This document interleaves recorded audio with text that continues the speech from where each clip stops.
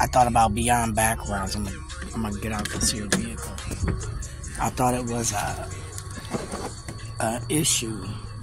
Remember when I was at Huntington and I said that I thought that number 50, if I was number 48, Keith was a tap and track game. Remember, because I got a copy of that driver's license. It kept popping up in my window the other day, like, think about this, Sharon, think about that. And I thought, well, damn, is that a fraud case where Otis Mays and Zenona kept having these rear-end accidents, where they now keep trying to have me have these rear-end accidents? Then I thought about my dad and the Bakers and how they would manipulate, stolen cars, and steal the car and then collect the insurance money. And then I thought about Barb Johnson and the creation of the prepaid medical assistance plan under the EBD, where she said black people, their family don't like them. And the only way we can get people to visit their family is through PCA and home health aid by, paying these people to go back. That way we don't have to go as nurses and take care of them. We can just pay them to take care of their family. I said, okay, that's one perspective. And then one perspective was I had a labrum tear and my arm was fucked up. 2007, as I became a foster parent, and I qualified for PCA, home health aid, personal care assistance as I was going through surgery and in therapy, because it's expected to be at least a year recovery.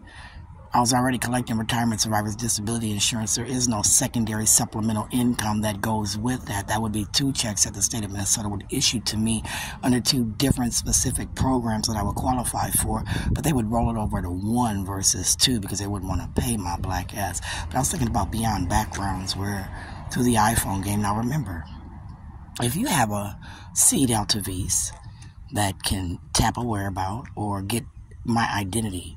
You remember I said the first theft of identity was through the U-Haul belongings, where Michelle Bethke Kelleher under Brenda Louise was paying for that storage locker through Keenan Cole's case. And then when they decided Keenan Cole Lynch Martin's case and they reverted him back to foster care, that's when they released payment to U-Haul. And then U-Haul gave me my belongings, which I did have in a truck that I did rent. And then as I rented that truck to get my belongings out of that U-Haul storage, which was unaffordable to me, I couldn't pay because my checks got manipulated, right? Tiffany Mirsch from the Department of Human Services, where my foster care check, my Social Security check, any restitution that would be due me would have came through, and I'd have been waiting. All you'd have to do is, just like not file my medical papers, and then Social Security take my check, and then I don't get my check. That was a manipulation of my account, so then the bills would be behind at that point. And I said under beyond backgrounds, they would now be trying to use that against me from 2012, where St. Stephen's, remember now, I was at Salvation Army, and they said there's 2 programs under homelessness that you can go apply for. One was through Salvation Army, the other was St. Stephen's. And I said St. Stephen's was manipulating paperwork. So that bitch had me fill out a form and said it was 2012. I called her immediately and we discussed on the phone. Why was she signing paperwork in 2015-16? That's 2012.